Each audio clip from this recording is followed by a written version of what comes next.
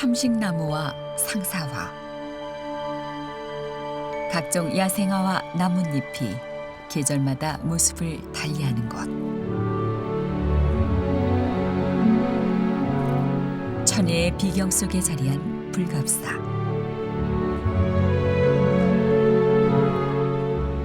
백제 불교의 초전 가람인 불갑사에는 인도승 마라난타 존자와 각진 국사가 부처님의 소리를 전하던 그 시절 불교 역사와 백제 문화가 공존하고 있다.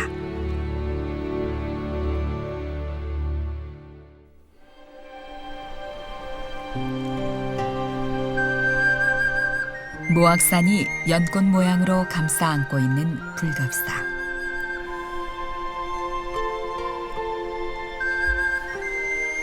불갑사의 가람 배치는 다른 사찰과 달리 독특한 면이 있다. 천왕문과 만세로 대웅전으로 이어지는 가람의 중심축은 서쪽을 바라보고 있으나 부처님이 계신 대웅전은 남쪽을 향해 중심축과 직각을 이루고 있다. 지난 시간에는 그 불갑사로 들어오는 길에서 만난 그 삼식나무, 상사와 군락지, 그리고 그 무악산이 품은 불갑사의 지형들을 이렇게 두루두루 만났다면 이번 시간에는 불갑사는 그 대웅전을 중심으로 정각들이 연꽃처럼 피어 있는데요. 그걸 하나하나 둘러보면서 또 예술적인 아름다움, 그리고 절이 갖고 있는 어떤 그 기운, 느낌 이런 것들을 하나하나 알아가 보는 시간을 가지면 좋겠습니다.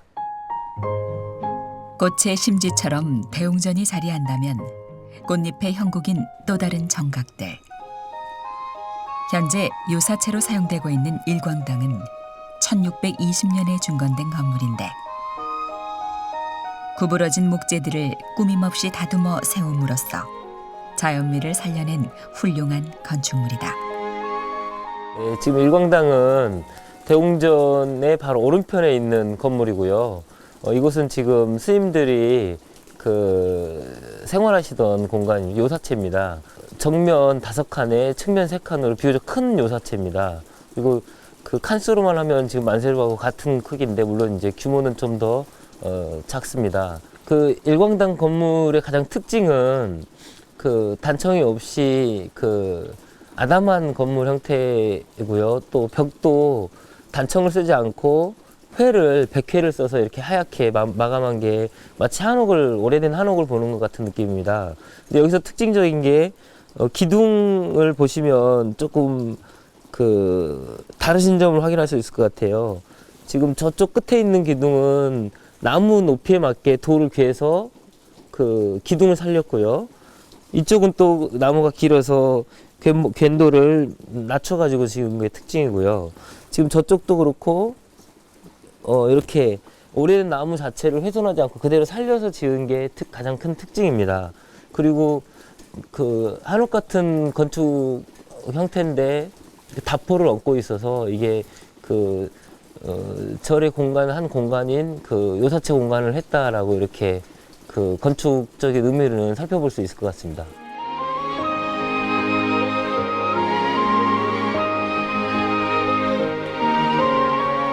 그리고 드디어 만나게 된 불갑사의 본당 대웅전.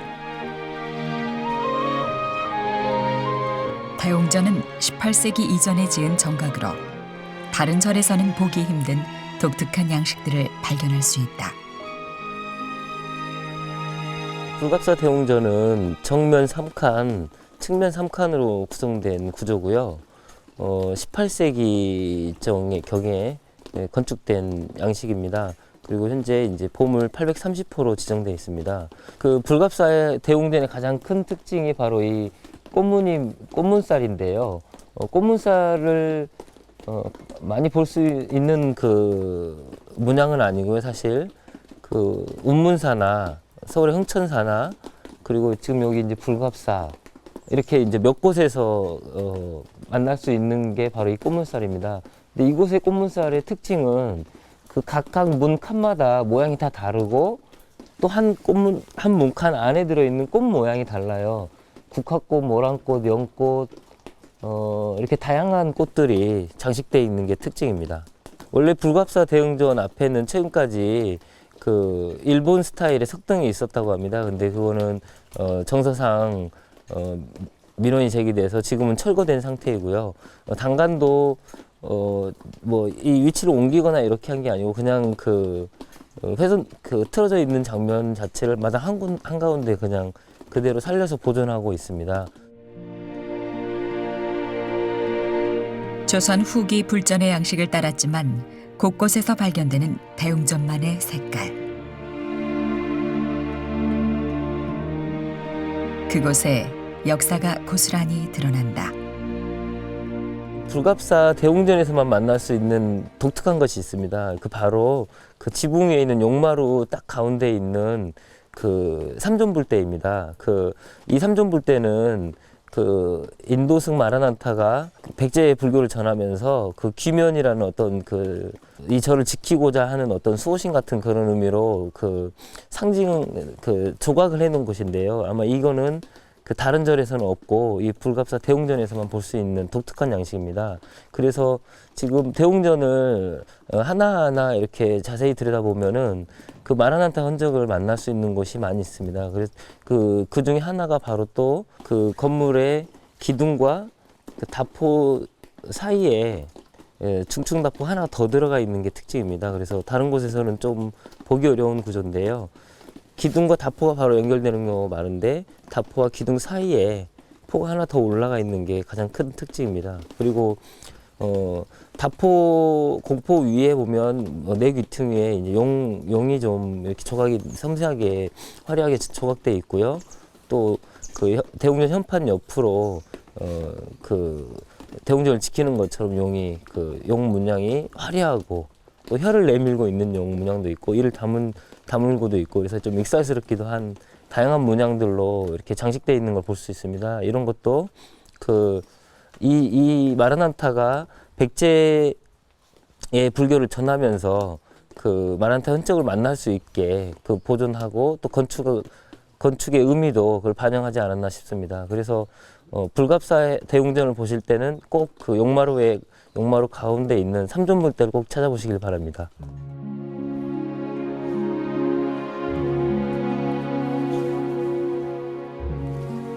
그리고 법당한 부처님과 마주하는데 삼존불상과 불단의 위치가 조금 특별하다. 내부의 중심이 아닌 옆으로 비켜선 채 남쪽을 향한 불단. 불갑사 대웅전은 석가모니 삼존불상이 그 바라보는 방향이 대웅전에서 바라보는 앞쪽이 아니고 측면에 해당하는 남쪽입니다. 부석사 무량수전하고 좀 비슷한 구조이고요. 아마 이렇게 된 연유는 원래 정유재란 때 불갑사가 많이 소실된 이후에 중창하고 보건불사를 여러 차례 했다고 합니다. 근데 고종 때 지금 원래 뒤편에 있던 석가모니 본전물을 방향을 바꿔서 법당 가운데로 옮기고 바라보는 방향을 남쪽으로 옮겼다고 합니다. 아마 그런 이유는 아마 이 대웅전의 중창하는 과정에서 그렇게 좀 변모된 것 같습니다. 불갑사 대웅전 삼존불은 석가모니를 본전물로 모시었고요. 그러면 아미탑을 약사여러분을 같이 모시고 있습니다. 근데 이 삼존불 자체가 보물로 지정될 정도로 아주 예술적 가치가 뛰어난데요. 사람의 1.5배 정도의 크기의 위압적이지도 않고 또 근엄하지도 않는 그런 어떤 조형적인 미를 살렸고요. 또 어깨선이나 무릎선, 그다음에 옷자락의 표현들이 아주 섬세하고 상마촉진이 실제 사람의 모습하고 거의 흡사할 정도로 표현이 잘 돼 있고요. 또 붙은 본전물의 미소나 표정들이 각각 다르면서 아주 근엄하지도 아주 근엄한 표정보다는 이렇게 온화하고 그 사람을 이렇게 베풀어주는 듯한 인상을 아주 잘 표현했다고 해서 예술적 가치가 특히 높다고 합니다. 다른 절하고 다르게 본전물을 모시고 있는 좌대가 아주 화려하고 또 조각이 섬세한 게 특징입니다. 지금 보시면 아미타불, 그다음에 본전불, 석가모니불, 그다음에 약사리불 이렇게 있는데요. 그 아미타불과 약사리불은 좌대가 그 2단 형식으로 돼 있어서 이렇게 물고기나 엽꽃들이 이렇게 앞면 쪽으로 이렇게 조각이 화려하게 돼 있고요. 또 석가모니불을 모시고 있는 좌대는 동물들이 용, 뭐 새 이렇게 해서 사방으로 그 석가모니불을 감싸고 있는 형태입니다. 그래서 이렇게 위쪽으로 그 좌대의 동물들이 다 이렇게 석가모니불을 바라보고 있는 형상입니다. 물론 이런 그 형상 자체도 그 화려하지만 무엇보다 특징적인 건 목조 조각 하나하나가 아주 섬세하고 그 단청이나 형형색색 그 표현이 너무 그 정교하게 돼 있는 것들이 예술적 가치가 높다고 할 수 있겠습니다. 근엄함보다는 익살과 온화함으로 중생 곁에 선 부처님. 반면 화려한 닷집은 불갑사가 품고 있는 역사와 닿아있다. 닷집은 보통 이제 그 바닷가에 위치한 절에서 더 양식이 더 화려해지고 그 섬세하게 표현되는 거 볼 수 있어요. 근데 지금 이 불갑사 대웅전 같은 경우는 그 마라나타가 그 법성포를 통해서 그 백제불교를 전했다는 설이 있는 것처럼 그걸 대변하는 것처럼 닷집도 아주 화려하고 그 형식적인 면이나 예술적 가치가 높습니다. 특히 구룡이 그 닷집에서 삼전부를 보호하는 듯이 이렇게 그 각각 자연스럽게 이렇게 배치되어 있는 것도 특징이고요. 닷집 하나하나의 그 층층이 이 수놓아진 이 구조가 아주 섬세하고 화려합니다. 그래서 규모 자체도 크고 그 문양이나 구룡이 표현된 그 닷집의 양식이나 이런 것들이 예술적 가치가 아주 높은 닷집이라고 할 수 있겠습니다. 그리고 닷집 앞으로 그 용이 쪽제비를 쫓는 형상이 좀 익살스럽게 표현되어 있는데요. 아마 이거는 그 위에 그 용마루에 있던 그 삼존불대랑 비슷한 맥락으로 그 이 절을 보호하고 악기를 좀 이렇게 물리치는 그런 걸 이렇게 형상하지 않았나 싶습니다. 불갑사 대웅전의 외형을 설명드릴 때 그 다포와 공포 위에 이렇게 용조각들이 화려하게 돼 있는 것을 보실 수 있었는데요. 아마 그런 이유가 이제 반화용선을 통해서 그 마라나타의 어떤 그 상징적 의미를 전달하려고 건축적으로 또 그런 그 묘사되지 않았나 싶어요. 그래서 이 안에 대웅전 내부에서도 그런 형상들을 많이 찾아볼 수 있어요. 특히 저쪽에 지금 모서리 부분에 용들이 화려하게 장식이 돼 있고요. 그리고 이 다포 자체가 4층, 5층 정도의 그 화려하게 장식이 돼 있는 이유 때문에 단청도 같이 그 예술적 가치를 표현한 것 같습니다. 그리고 지금 보시면 이 기둥 안쪽에 용 꼬리가 나와 있고 기둥 바깥쪽으로는 용 머리가 나와 있는 것처럼 그런 그 섬세한 표현들이 안과 밖을 통해서 이렇게 소통시키면서 다 배치가 돼 있다는 걸 보실 수 있을 것 같습니다. 그리고 지금 대웅전에서도 볼 수 있는 것들이 그 나무 자체를 반듯반듯 잘라서 그 기둥으로 사용한 게 아니라 대부분 이렇게 둥그런 자연목을 커다란 나무를 둥그랗게 원형대로 대부분 살려서 그 지은 것들도 이렇게 보실 수가 있을 것 같습니다. 또 보시면은 이 안에 용이나 어떤 다른 그 벽화들이 다 본尊부를 향하는 그 형식으로 조각이나 표현이 되어 있습니다. 그만큼 이 본尊부를 중심으로 단청과 문양, 닷집, 그 좌대 이런 것들이 융화적으로 좀 이렇게 예술적으로 표현됐다라고 말씀드릴 수 있을 것 같습니다. 마음에 담아야 할 것이 하나 더 있다. 지나치기 쉬운 불단 뒤 백의 관음도 벽화. 봉안된 벽화는 가르침을 전해주는 법문이기에 필선과 붓길에서 그 뜻을 짐작해 본다. 아마 원래는 그 해수관음도가 있었다고 하는데요. 이게 그 18세기경에 그 중창이 되면서 지금 백의관음도로 바뀌었다는 설이 있습니다. 그 앞에 붙은 삼존불의 어떤 그 근엄하면서도 정교한 표정이 지금 이 백의관음도에서도 살아있는 것 같아요. 이렇게 선 자체가 그 곡선 자체가 되게 아름답게 묘사되어 있고 또 그 발이나 이런 옷자락 같은 것들이 되게 섬세하게 그려져 있습니다. 그래서 예술적으로도 표현력이 아주 잘 된 그 백의관음도라고 말씀드릴 수 있을 것 같습니다.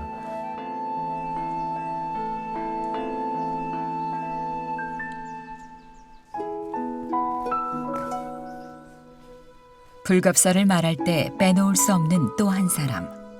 고려말 큰 스님이었던 각진국사다. 마라난타 존자와 함께 지금의 불갑사를 있게 한 장본인이다.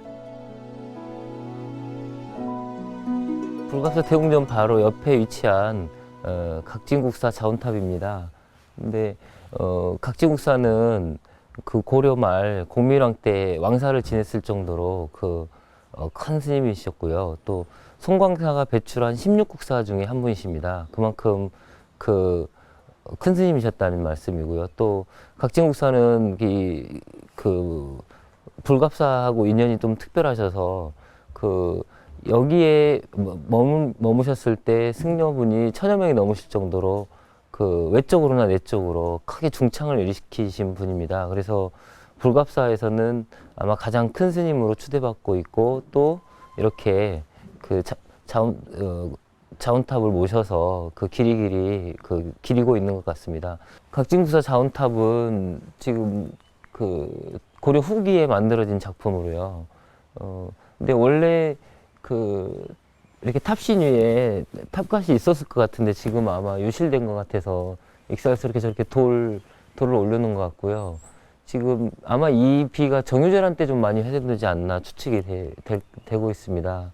그리고 부도비 탑 양식에서도 밑에 거북이 모양의 이 조각들이 정교하고 화려한 게 아니고 되게 투박하고 정겹게 된 게 특징인 것 같습니다.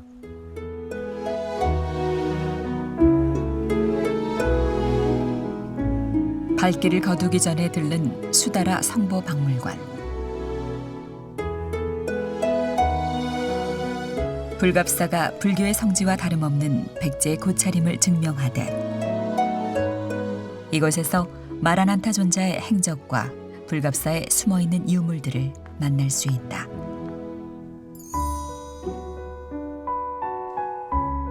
불갑사 경내를 둘러보고 지금 수다라 박물관에 들어왔습니다. 이곳은 마라난타 존자와 백제불교 도래지를 상징할 만한 유물이나 탱화 그리고 오래된 불갑사의 유물들이 많이 박물관에 있고요. 업경대는 불교 공예품 중에 하나로 사람들이 이제 죽게 되면은 제업을 보게 되는 거울이다 해서 이렇게 업경대인데요. 재료는 이제 주로 거울처럼 청동이나 나무로 만들어지고요. 사자 대자 위에 거울을 이렇게 만들어서 공예품을 만드는 게 좀 특징이고요.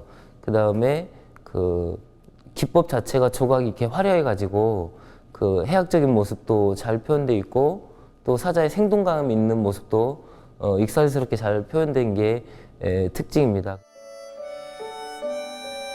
사찰 여행 전문가인 유철상은 불갑사의 여정을 어떻게 마무리할까? 불갑사는 사실 여러 번 찾아온 절 중에 하나예요. 그 이유는 워낙에 불갑사 경내에 들어섰을 때 마음이 편안해지고 또 연꽃이 싸고 있듯이 대웅전을 중심으로 정각들이 겹겹이 싸서 선이 아름다운 집, 그 다음에 이렇게 인위적이지 않고 주변 산세와 가장 이렇게 포근하게 어울려 있는 절이다라는 느낌을 많이 받았습니다.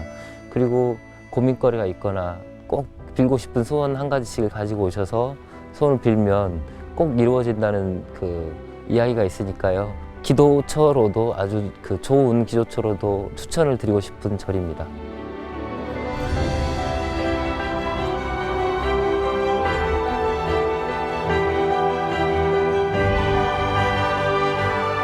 백제 불교가 최초로 도래한 불갑사.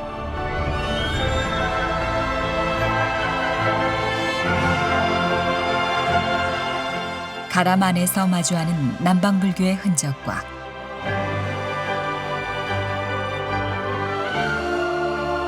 그간 겹겹이 쌓아올린 역사가 꽃잎처럼 바람에 휘날리는 곳.